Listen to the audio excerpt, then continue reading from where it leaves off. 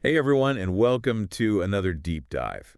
Today we're going to be talking about something Okay. that I know a lot of you guys are interested in, Mm-hmm. which is the global energy transition. Yeah. It's a big one. It's a big one, and we're going to try to break it down, Right. look at it from a Yeah. few different angles. So we've got some really interesting sources to dig into today. Okay. First up, we've got some expert analysis from BloombergNEF. BNEF. BNEF, exactly. They always have the pulse on what's going on. Go-to. Yeah. And then we've also got some firsthand accounts from an EV driver in Italy. Oh, cool. So An actual, boots on the ground. yeah, exactly. Yeah. It's always good to hear, Yeah. what it's like in the real world Simply. for people who are actually using this technology. Yeah. Yeah, exactly. And then last but not least, we've got this recent BNEF report that's got everyone talking. I've heard about this one. It's called 5 Energy Transition Lessons for 2025. Okay. So we're going to be kind of diving into that and seeing what those lessons are and what they mean for all of us. Sounds good. Yeah. So basically, think of this deep dive as your cheat sheet. Yeah. To understanding what's really happening in this shift to clean energy and why it should matter to you. Right. Because it does affect all of us, It really does. whether we realize it or not. Yeah, for sure. So I don't know about you, but I have been picking up on this sense of unease Oh, yeah. in the air lately. Definitely. Almost like this feeling that the energy transition Like it's hitting a snag. is hitting a speed bump. Mm-hmm. There's been a lot of talk about a slowdown. Exactly. Like we're losing momentum. Right. Yeah. It's easy to get that impression if you just glance at the headline. Exactly. But something tells me it's not that simple. You're right to be skeptical. The BNEF report actually paints a very different picture. Okay. I'm intrigued. Lay it on me. So in 2024, solar PV installations jumped by 35%. Whoa, hold on. Yeah. 35%. That's huge. It is. And wind power grew by 5%. Okay. Still not too shabby. And what about energy storage? Energy storage installations skyrocketed by 76%. 76%? Like, you serious? Yeah.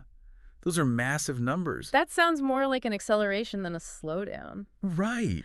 What gives? Well, that's the thing about the energy transition. Okay. It's way more resilient than the headlines might suggest. Interesting. Yeah, and get this. Okay. The BNEF report even modeled what would happen under a Trump administration in the U.S. Oh, wow. So we're A scenario that some people see as, like a worst-case scenario yeah, less favorable. to clean energy. Exactly. But even then, they still project substantial growth in clean power and EVs.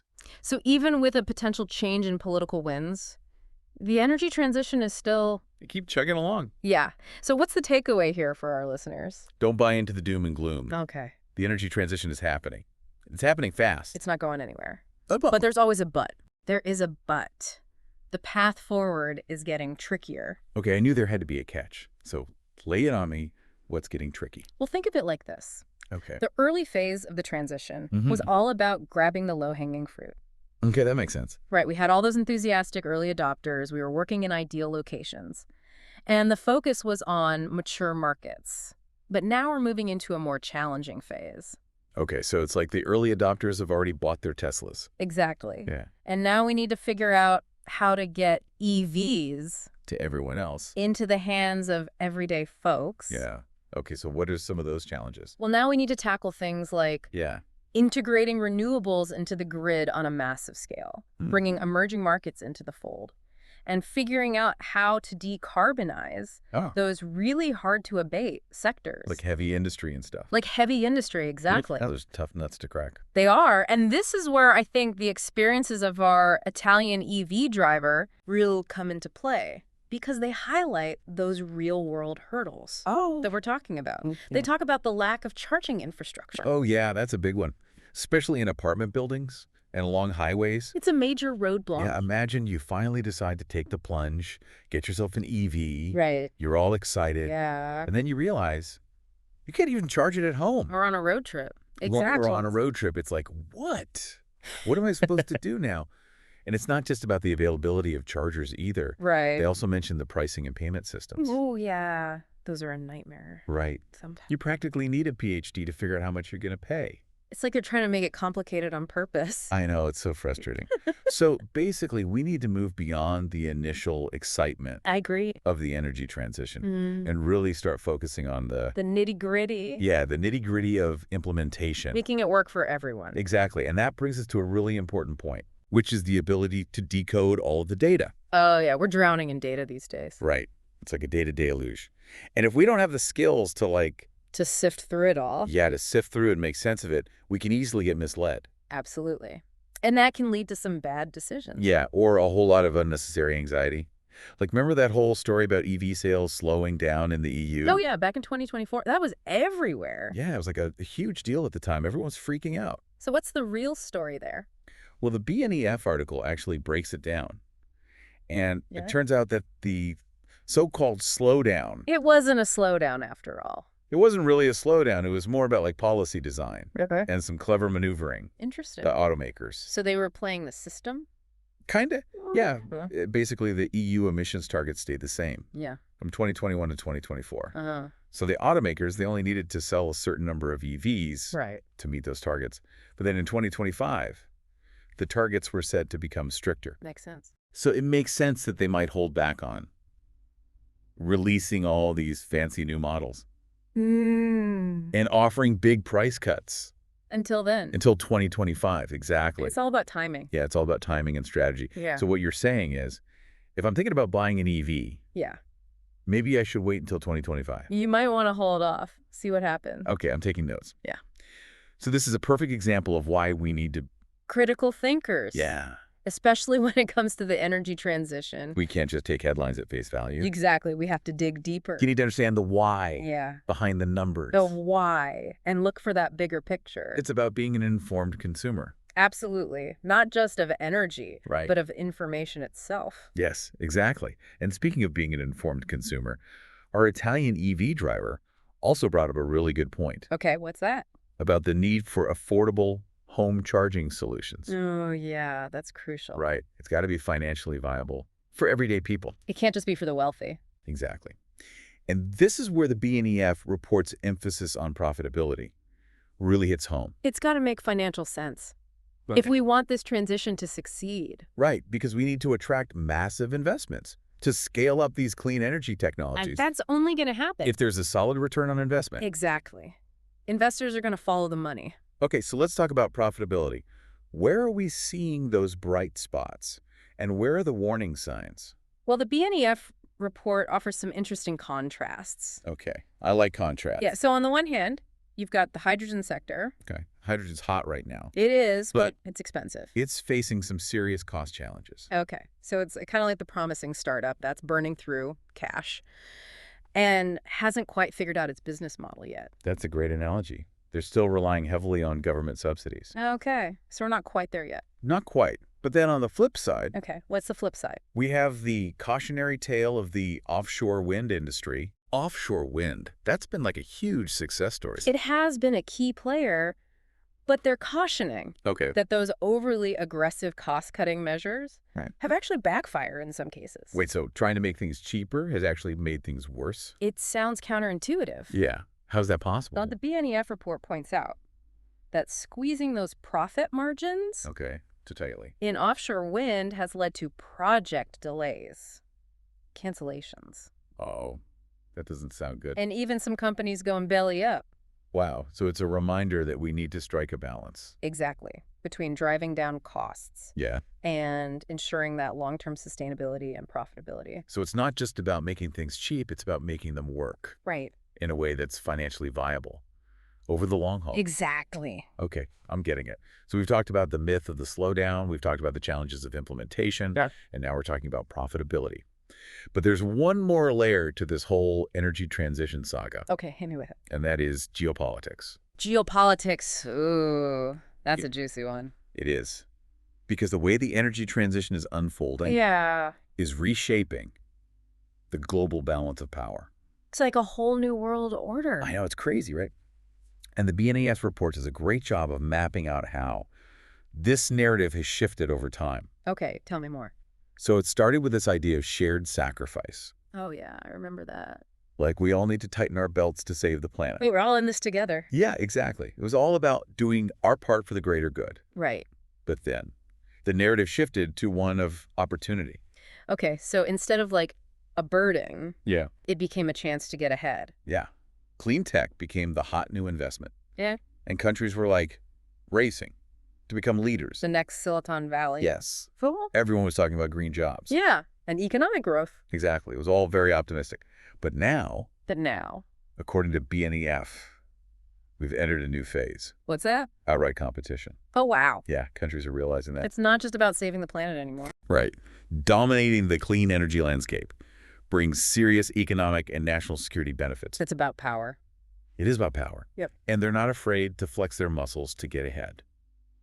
Interesting. So who are the big players in this new energy game? Well, China's definitely the front runner. China. Yeah, they've established this commanding lead in clean tech manufacturing. They've been investing heavily for years. Yeah, they've been playing the long game. And it's definitely paying off. So how are other countries reacting to China's dominance? Well, it's triggered a wave of protectionist policies. Oh, really? Yeah, from the U.S. and the EU, who are trying to catch up and shield their own industries. So it's kind of a global tug of war? It is a tug of war. And the BNEF report cautions that while these protectionist policies are understandable, they can also have unintended consequences.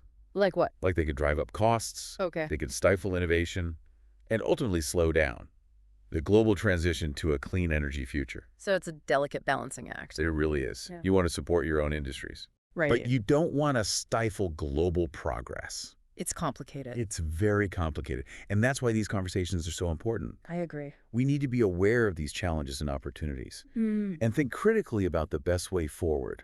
And remember, Yeah. What were we going to say? this is all happening against the backdrop of Okay. a changing climate. Oh, The stakes are incredibly high. the stakes are high. Yeah. So we've covered a lot of ground in this first part of our deep dive. Where? We've busted the myth of a slowdown, explored some of those real-world challenges of EV adoption, Yeah. and even touched on the high-stakes game Mm-hmm. of global energy geopolitics. It's a lot to take in. It's clear that the energy transition is More than meets the eye. way more complex than meets the eye. But don't worry, there's more to come. I'm ready for part 2. I know I am Oh, too. yeah. This is just the tip of the iceberg, so stay tuned. Yeah, it really is a lot, and it's something that's going to affect all of us. It really is, whether we're like actively following it or not. Right, exactly. Like it's going to impact our lives. Yeah. Okay, so we've tackled the myth of the slowdown. We've dug into some of the challenges Yeah. and even touched on those like global power plays at work. Yeah. But where do we go from here? That's the big question, right? Yeah, what's the key takeaway for our listeners? Well, if I had to like boil down to one key message, Okay. it would be the energy transition is not a simple good versus bad story. Okay. It's a dynamic process Okay. full of trade-offs, competing interests, Mm-hmm. and, even some surprising twists and turns. It's like a real-life thriller It is. with high stakes and unpredictable outcomes. Exactly. And we're all part of the cast. And we're all part of the cast. That's a good way to put it. Yeah. So what does that mean for us? Well, it means that staying informed and thinking critically Okay. are absolutely essential. And those are always good things. Yeah. But like, how do we do that? Well, we need to be able to cut through the noise, understand the data, and make sense of these complex forces Yeah. that are shaping our energy future. Because at the end of the day, this transition is going to impact all of us. Right. The choices we make today, both individually and collectively, are going to have like a ripple effect They will. for generations to come. Yeah. So speaking of understanding the data, the BNEF report stresses how misinterpreting can lead to some Oh, yeah. misguided decisions. Big time. Yeah, and a whole lot of unnecessary anxiety. Absolutely. It's so easy to get caught up I know. in the hype or the fear-mongering. Yeah. But taking a step back and looking at the numbers Yeah. objectively Got it. is crucial. So give me an example. Well, remember that EV sales slowdown in the EU we talked about? Oh, yeah, the one that wasn't really a slowdown. Exactly. The Yeah. BNEF article does a great job of breaking down Yeah. how that wasn't a sign of Yeah. waning consumer interest, Yeah. but rather a result of policy design Mm-hmm. and strategic maneuvering by automakers. It's like those going out of business sales that seem to last forever. Mm-hmm. You think it's a sign of trouble, Right. but it's actually just a marketing tactic. Exactly. It's all about perspective. So how can we become more data savvy? That's a good question. Like, what are some tips for avoiding those knee-jerk reactions to headlines? Well, I think first and foremost, it's about understanding the context. Okay. Don't just look at the numbers. In isolation, Okay. ask yourself, what are the factors driving these trends? Okay. What's the bigger picture? Like, instead of just seeing that EV sales slowed down, Right. we need to ask, why did they slow down? Exactly. And what does that mean for the future of EV adoption? So it's not just about the what, it's about the why. The why, exactly. And that leads to the next step. Okay. Looking for the why behind the numbers. Okay. Don't be satisfied with surface-level explanations. Dig deeper, explore different perspectives, and try to connect the dots. Be a detective. Be a detective. Yeah. Gather all the evidence before drawing any conclusions. So we need to encourage a culture of critical thinking. Absolutely. Especially when it comes to the energy transition. Yes, we need to be able to evaluate the data, challenge assumptions, Yeah. and make informed decisions Okay. based on evidence, not emotion. Okay, so in a nutshell, don't believe everything you read. Right. Do your own research. Yeah. Ask questions. And think for yourself. Exactly. Use that critical thinking. And this critical thinking is especially important Okay. when you consider another key point the BNEF report emphasizes. Okay, what's that? Profitability. Profitability. A successful energy transition has to be a profitable one. Makes sense no matter how well-intentioned we are. We can't force this transition to happen. It needs to make financial sense. Yeah. For businesses and investors. For them to jump on board. To jump on board, exactly. The report highlights the need to attract massive amounts of private capital to fund the development and deployment of clean energy technologies. And that's only going to happen if those investments offer a solid return. Exactly. It's not just about saving the planet. Right. It's also about making money. Ideally, we can do both. Ideally, yeah. It's about finding that sweet spot That's the goal. where sustainability and profitability intersect. Right, where they come together. Okay, so the report gives some examples It does. of both the successes Yeah. and the challenges Yes. of navigating this complex landscape. Love it. So what are some of those examples? Well, the struggles of the hydrogen sector Okay. are particularly illuminating. Okay, what's going on with hydrogen? Well, the report points out that despite its potential, Hmm? hydrogen is facing high costs and requiring significant government support. Okay, so it's still kind of like the underdog of the energy transition. Yeah, that's a good way to put it. Full of potential, but still struggling to break through. And it highlights the need for a balanced approach. Okay. We need to invest in promising new technologies, like hydrogen, but also be realistic about the challenges. Okay. And the need for long-term support. Yeah, it's a long game. It's a long game. We can't expect like overnight miracles. Right. And it's not just about emerging technologies. Yeah. The BNEF report also cautions against overly aggressive cost-cutting measures, even in established sectors. Oh, interesting. Like offshore wind. Yeah. So trying to make things cheaper can backfire. It can, and they use the example of the offshore wind industry to illustrate this point. Right. They show how a relentless focus on driving down costs can actually lead to lower profit margins for manufacturers, project delays, and even cancellations, ultimately hindering the growth of the sector. It's like the saying, penny wise and pound foolish. Yeah.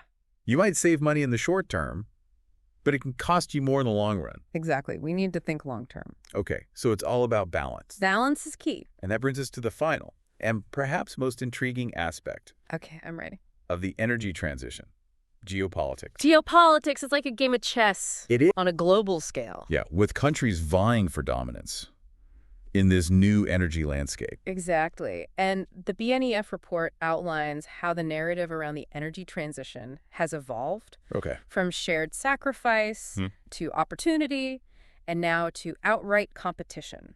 Wow, it's getting serious. It is. Countries are realizing the economic and national security benefits of leading the clean energy revolution. And they're not afraid to play hardball to get ahead. Exactly. The gloves are off. So who's winning this game of energy chess? Well, as we mentioned earlier, China is the clear frontrunner. China, yeah.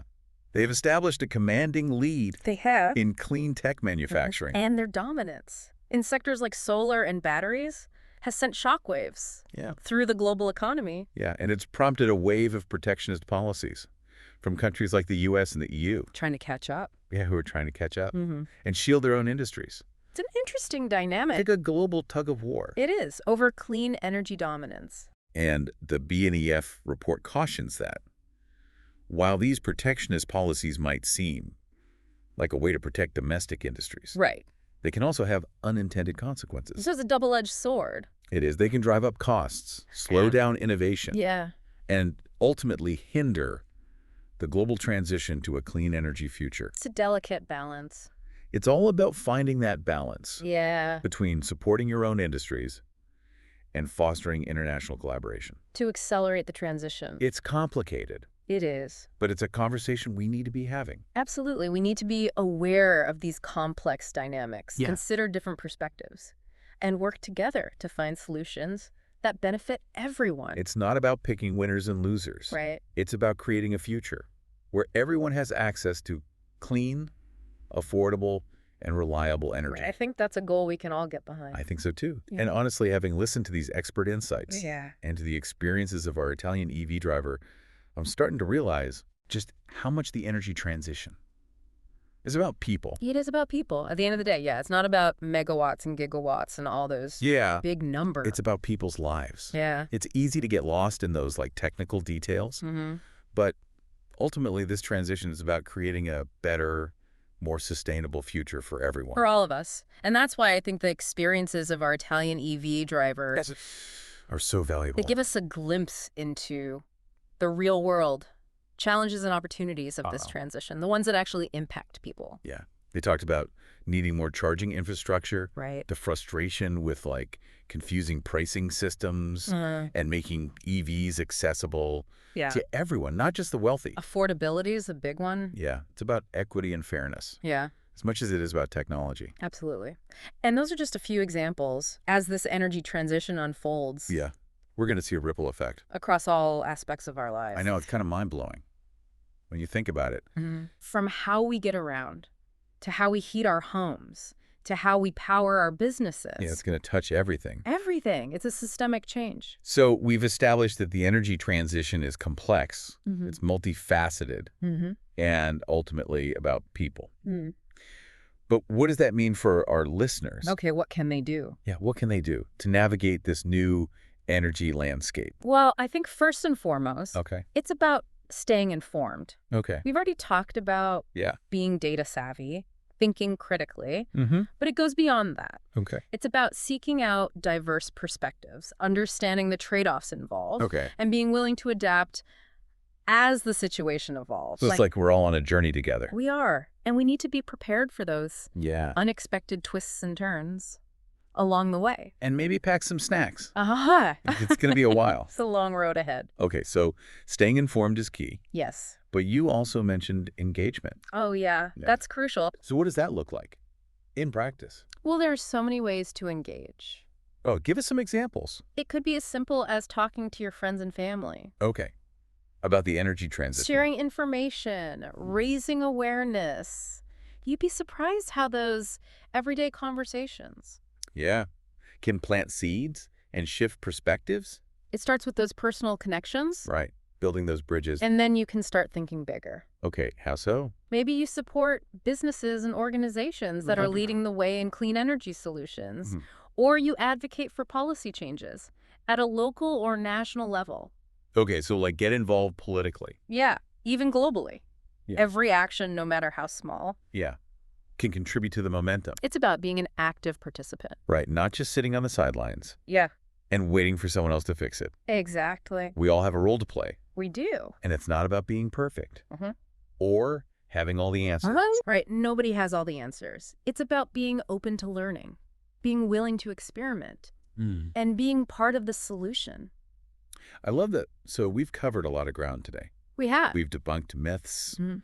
explored challenges, uncovered hidden layers Yeah. of complexity in this energy transition. Yeah. But I think most importantly, we've emphasized that. Yeah. This is a story Yeah. that's still being written.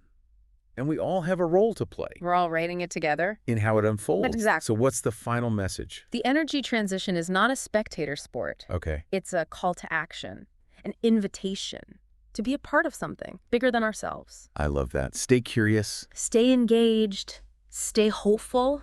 The future of energy is in our hands. Beautiful. I couldn't have said it better myself. And that's a wrap on today's deep dive. If you enjoyed this exploration Of the energy transition, make sure to like this episode and subscribe to the channel for more deep dives into the topics that matter. Thanks for listening.